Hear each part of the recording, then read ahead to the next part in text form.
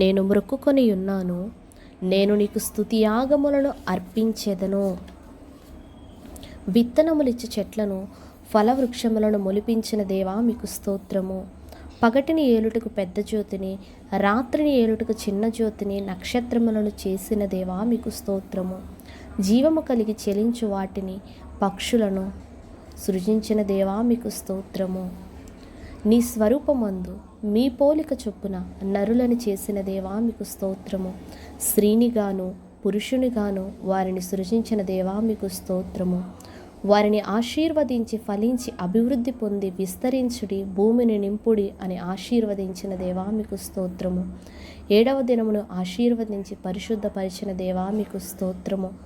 నేల మట్టితో నరుణ్ణి నిర్మించి వాని నాసికా రంధ్రములో జీవవాయువును ఊదిన దేవా మీకు స్తోత్రము. నరుణ్ణి జీవాత్మగా చేసిన దేవా మీకు స్తోత్రము. నరునికి సాటి అయిన సహాయమును చేసిన దేవా మీకు స్తోత్రము. హేబేలును అతని అర్పణను లక్ష్యపెట్టిన దేవా మీకు స్తోత్రము.